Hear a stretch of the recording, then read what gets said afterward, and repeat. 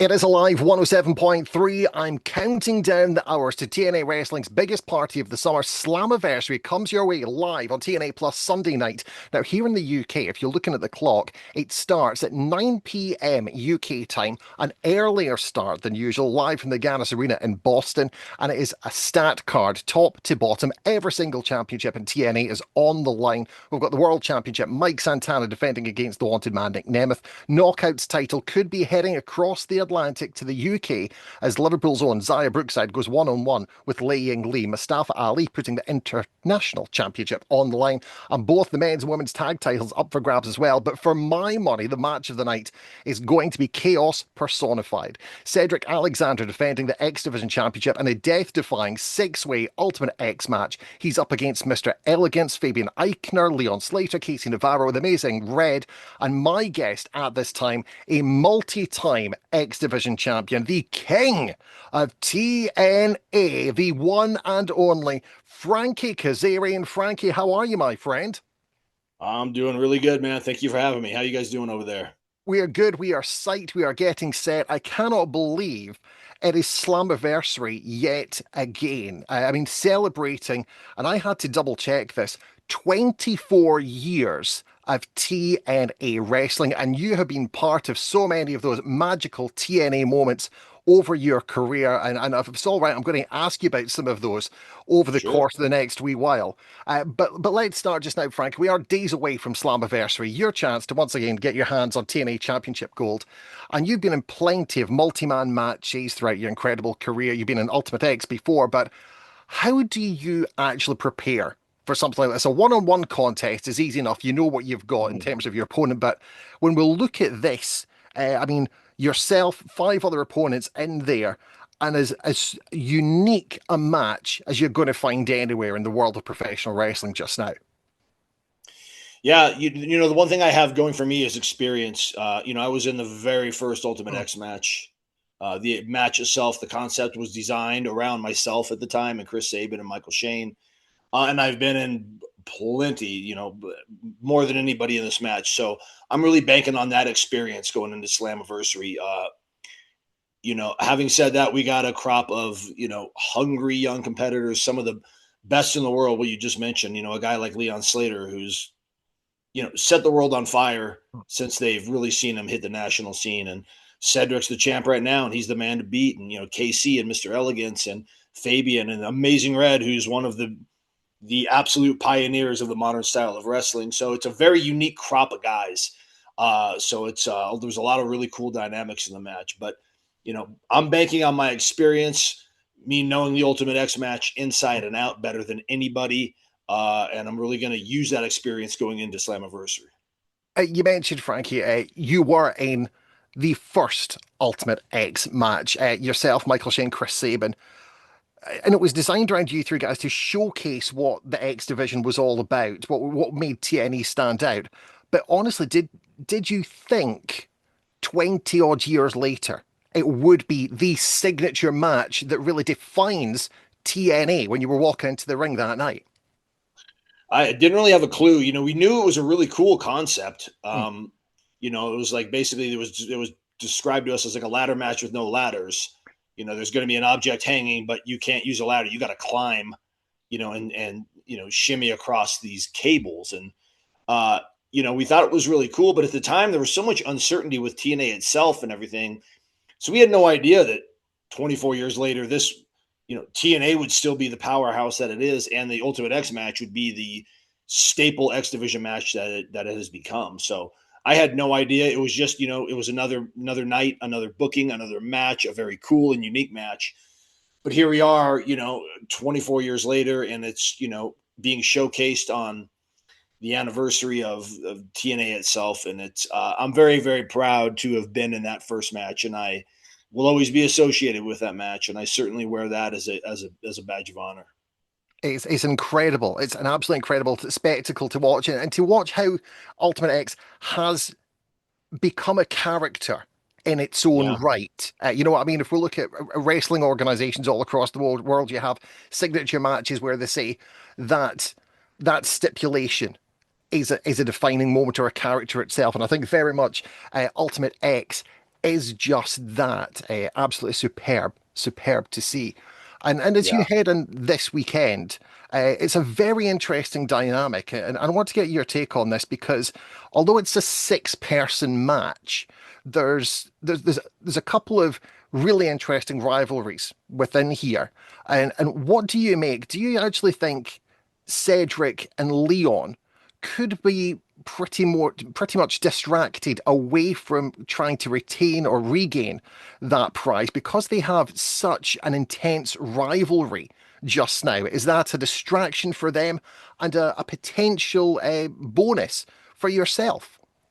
I hope they are distracted on ripping each other apart because those are two dangerous competitors. I mean, Cedric is one of the, both Cedric and Leon. When you talk about the Ultimate X or you talk about the X Division style, those two guys, uh, are basically, college professors of that style. They really, really are impressive. And my hope is they are focused on each other, because that thins the herd for me. That's two less guys I have to worry about. And then, but having said that, you got three other competitors and you got the Amazing Red, who's, been there and done that. And I know him really well and he knows me really well. And it's been a minute since we've been in there. And, there might be some unfinished business between the two of us. But again, I'm going to use, my intelligence and my experience to my benefit, being the veteran of that pack. It's going to be an incredible, incredible match to see. And again, I would heartily recommend if you have the opportunity to go and see this event, Slammiversary, live in person at the Agganis Arena in Boston this weekend, take that opportunity. Grab your tickets right now while you can. TNAWrestling.com is where to go for those. And of course, you can keep up to date with all the details on what's going on into that tonight on TNA Thursday Night Impact, 9 p.m. on AMC and AMC Plus in the US, Sportsnet 360 in Canada, of course, 1 a.m. here in the UK on TNA Plus. And I mentioned 24 years of TNA wrestling. A lot of a lot of pundits, a lot of reporters, a lot of journalists back in the day, Frankie, they didn't think TNA would have lasted 24 weeks, let alone 24 years. What Yeah. does being part of TNA, because you've been there, you've been in, you've been out, but you've always came back and you've called Mm-hmm. TNA your home. And I think because of the relationships you have there in and out of the ring, when you say it, it carries extra weight. What Yeah. does TNA mean to you personally? That means everything. Like you said, I was my first week in the company. I had guys coming up saying, "Don't get used to this. This place won't be here in 2 weeks or 2 months." And we got on Fox Sports, and they said this won't last. And then we got on Spike, and they said it won't last. I've been hearing it forever. So when I hear somebody new say it, I just laugh. Like this has been decades for me. So those people usually have very little information or knowledge. Yeah, but for me, it is. My story cannot be told without talking about TNA, and you can't talk about TNA without mentioning Frankie Kazarian. And it is my home. It's where I've spent the bulk of my career. It's where I really got on the map on a national and international level. And I'm extremely proud to be one of honestly only two guys on the roster right now that are TNA OGs. When you talk about myself and Eric Young, we're the last of a dying breed. And if I'm the last man standing as a TNA original, that's another badge that I'll wear with pride. I love this place. This is my home, and I want TNA to be the best company it possibly can be. And so I do everything I can inside and outside of the ring to make sure that TNA continues to grow. TNA has been growing very much so since it returned almost 2 years ago now, and that stepped up a level in January of this year when TNA launched on AMC and AMC Plus Yeah. in the US.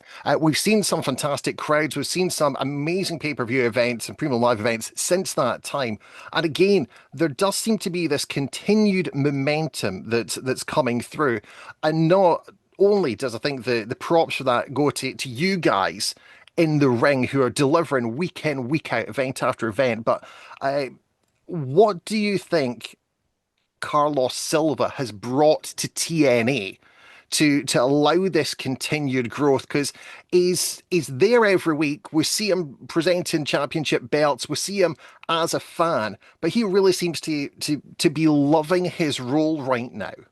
Yeah. Carlos Silva is an athlete and a competitor and doesn't like to lose. And that's what attracted me to him early on.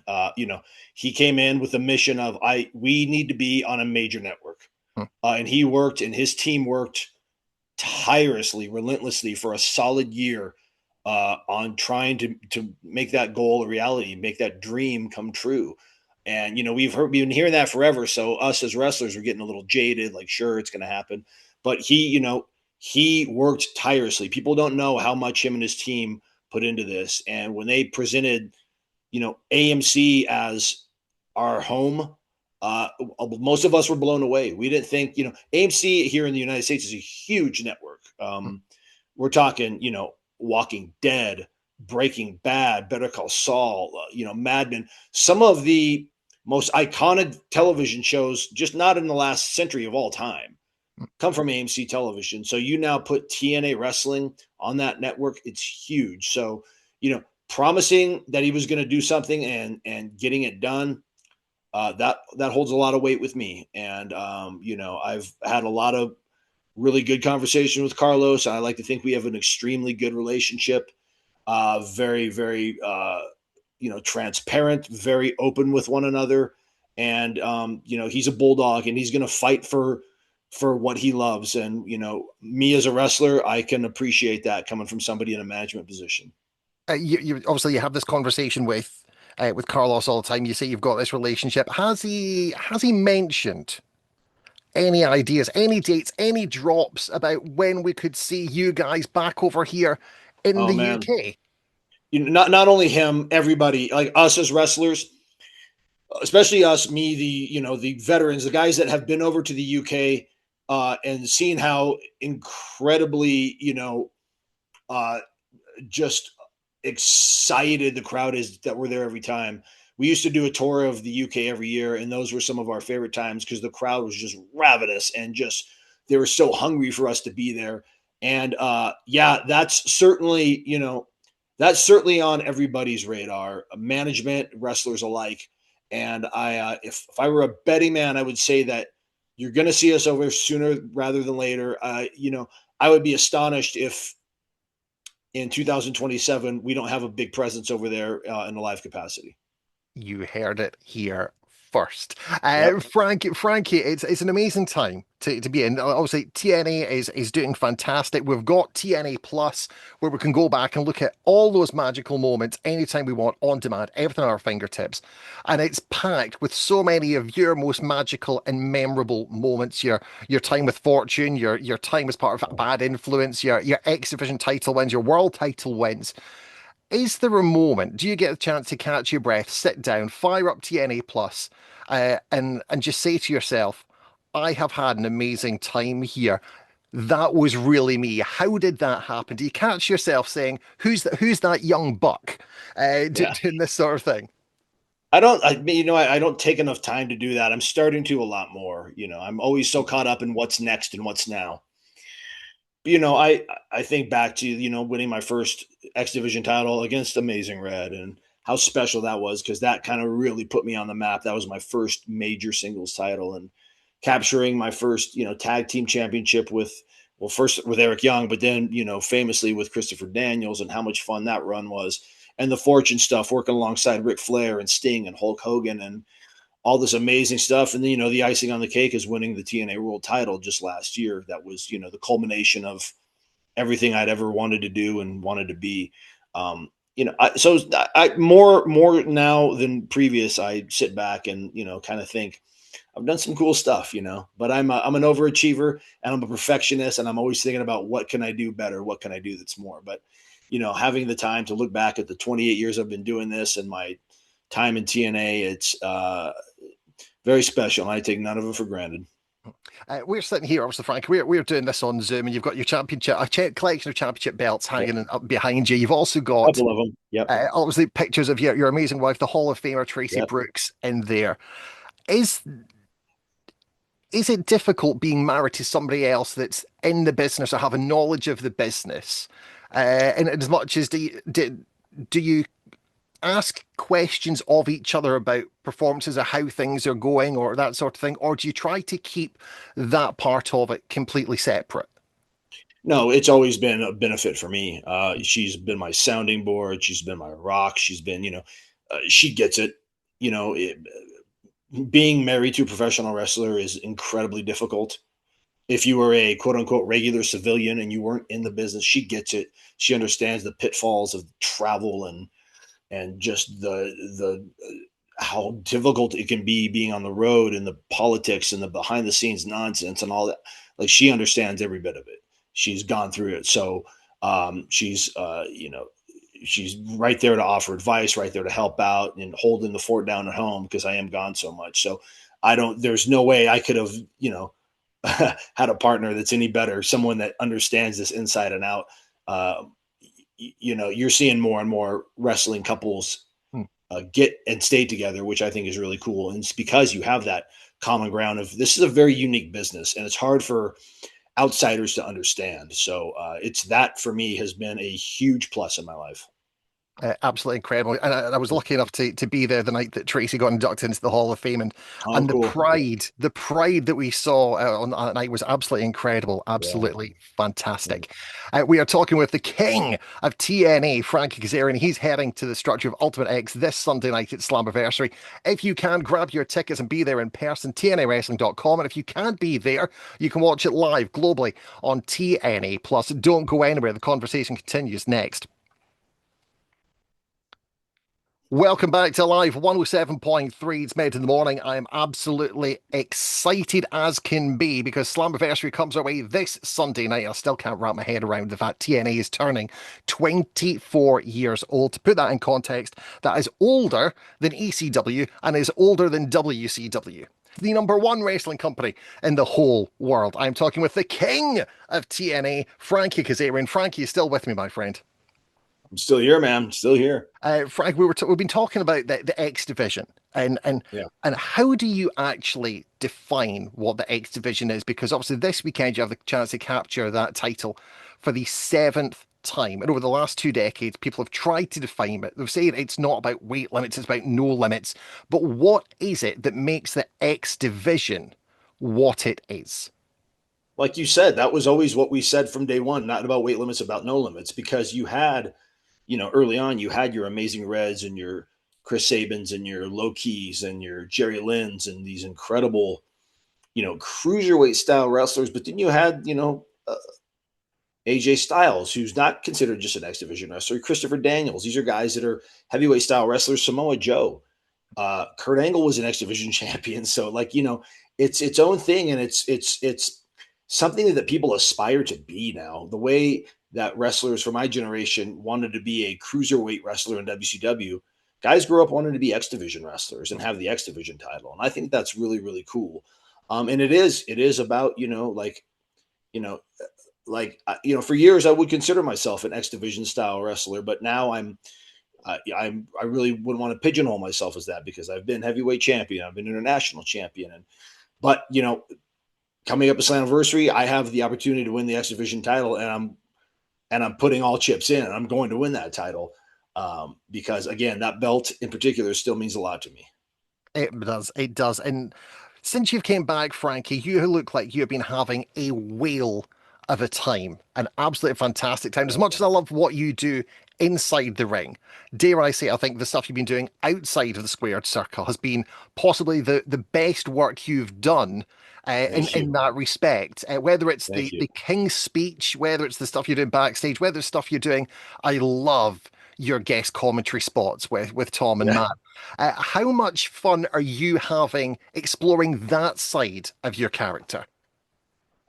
That's all been incredibly fun since I've come back. I've really really leaned into that. I very very much enjoy doing commentary. And I every time I go out there, I get to grow and I get to learn from Tom Hanavan and Matt Rewald. And it's difficult. People don't understand how difficult and how these guys 52 weeks a year are carrying our broadcast. And putting the lyrics to our music and trying to make it unique and exciting and different. People have no idea how incredibly hard that is. So shout out to Matt and Tom because those two guys are great. And allowing me to come in there and add my flavor. It's I every week I'm just channeling my inner Bobby Heenan, my inner Jesse Ventura, my inner Jerry Lawler, my heroes. Those are guys I grew up Yep. loving, and that's why I have such a blast doing that. And the King's Speech. Look, I grew up a huge Roddy Piper fan, Hmm. and it's my Piper's Pit. I get to go out there and interview guests and talk crap on them and talk crap on the crowd. It's so much fun, and I have so much freedom at TNA to do that. So I'm really, and my confidence level has never been higher. So it just, like you said, it looks like I'm having fun because I am having fun, more fun than I've ever had in my career. All right, let's see how much fun you have with this. It's time is rapidly against us, so it's Yep. time for the name game. If you're up for this, I have in front of me Yep. the names of 5 TNA superstars. I want to know the first thing that jumps into your head when you hear these names. Are you up for this? Yep. Name number one, Ryan Nemeth. Ryan Nemeth, hilarious guy, and a much harder worker than people realize. Name number two, Harley Hudson. Just still really getting to know her on the mainstream, but incredibly dedicated and very much doing a great job making a name for herself in this company. Name number three, Trey Miguel. You talk about X Division. This is a guy that I think one of those kids that grew up wanting to be an X Division wrestler, and he helps define what a modern X Division wrestler is. Name number four, Tasha Steeles. I think Tasha has grown leaps and bounds in the last couple of years. She's one of my favorite female competitors to watch, and I think she's doing an incredible job as the female representative of Order 4.